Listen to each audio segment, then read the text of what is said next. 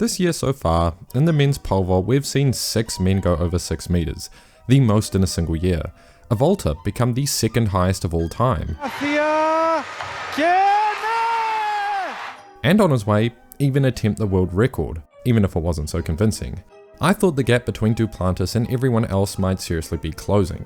But after what we just saw unfold today, I have to admit, I was wrong. Can he do it? And he does it! He sets a new world record! Obviously, the big headline today is Armand Duplantis vaulting his 15th world record at his own meet, named after him, in front of a Swedish home crowd. And the meet was a fun, intimate experience between fan and vaulter. It's in a smaller arena with a singular runway. The fans get an up-close and raw experience compared to a stadium, which sometimes you get a view like this. Undoubtedly a fun event. Regardless, this year has been so hot in terms of the pole vault. Without exaggeration, looking at the starting lineup, this was the strongest collection of vaulters at a singular competition we've ever seen. Yet, my eyes were glued to 3 athletes. Norway's Guttormsen, who jumped 6.06 the other week. Oh, he's done it! Emmanuel Karalis, who cleared 6.17 to become the number 2 of all time, and even pressed 6.20 the other week. Oh. And of course, the unbeatable deity himself, Armand Duplantis. And at 6 meters was where a clear line was drawn between this trio and everybody else. Because while there were a silly 6 men still jumping at 6 meters, only these 3 gave it any really good looks. After clearing 5.80, Karalis had opted to skip to 6 meters in an attempt to save his legs for the bigger heights. A valid strategy as a 6.17 guy now. Unfortunately though, his lack of jumps was his downfall, and he just couldn't nail his timing over these 6 meter bars. His peak height on each attempt was soaring, but without a doubt, every attempt he'd knock it down with his chest on the way down, just lacking the depth. Old habits die hard. Pole vault is just so intricate, and each jump can be made or missed on such fine margins. You can be dang near 30 centimeters higher than the bar, like on his 3rd attempt specifically. Just look at this freeze frame. But it's such a shame. His peak is slightly off center, so when he comes down, there's no saving it. And he was eliminated with a singular make at 5.8 meters.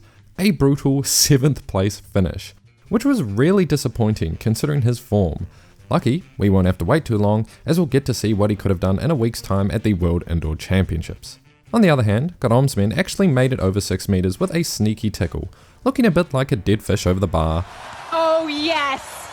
And the only jumper to clear 6 meters besides Duplantis, but I have to give him his flowers. Great to see some 6 meter consistency, but his 6.08 meter attempts were all a bit rubbish. And then it's time for Duplantis. He did actually have to work a little for 6 meters, still a first attempt clearance,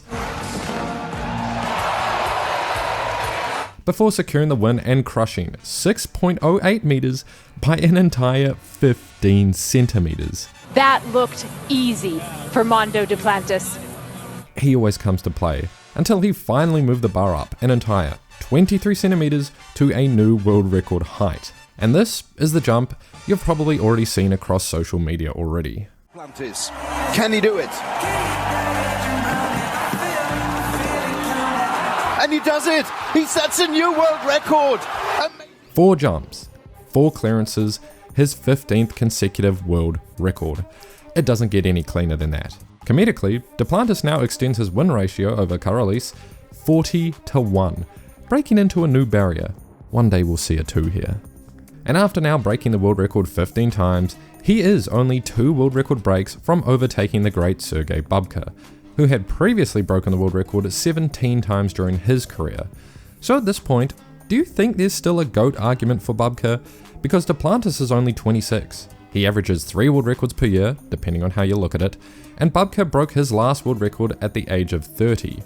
So simple math, even if Duplantis was to stop at the same age, he's more than likely going over 17 records during his career. And that doesn't mention athletes tend to peak for longer now due to advancements in almost every facet of sports science.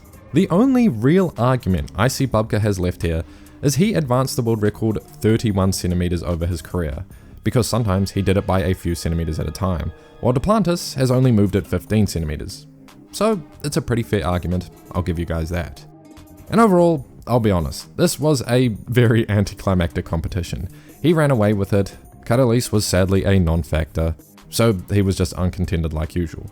But watching this world record vault more than a few times, there is a lot more than what initially meets the eye.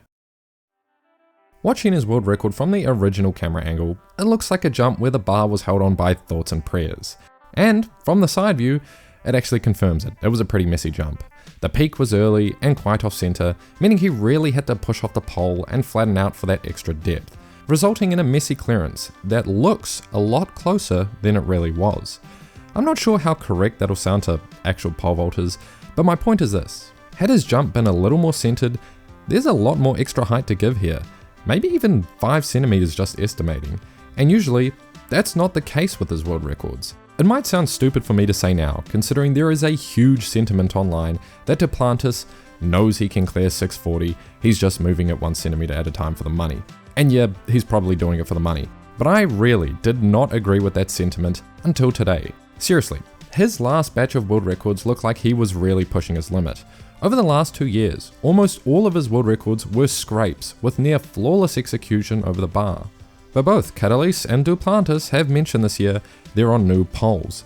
Bigger and stiffer poles, no homo, which requires a faster, stronger and more skillful athlete to wield them, and they've both proven very capable these past few weeks. Karalis is knocking on 620 and Duplantis with his world record jump was knocking on 635 had the execution been a little cleaner. So yeah, I was wrong. Sort of. Realistically, the gap between Duplantis and everyone else, namely Karalis, is closing. But it's definitely a lot slower than I initially thought. Do I still think Karalis could sneak a win? Of course I do. Even though Duplantis is better than ever, because of everyone else, he's also more vulnerable than ever.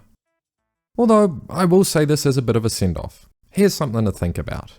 Duplantis has now gone undefeated since June of 2023. That is 39 finals wins in a row, and counting qualifying rounds, it only goes up. And even since the moment he went pro in 2020, he has competed in 103 competitions, and only lost 4 times. That's over a 96% win rate the moment he turned professional. Not to mention a 100% win rate at global championships. Find me an athlete with a better win percentage across a pro career in any sport. There's probably a swimmer out there who's done it. Regardless, Duplantis is one of a kind. See you all next time.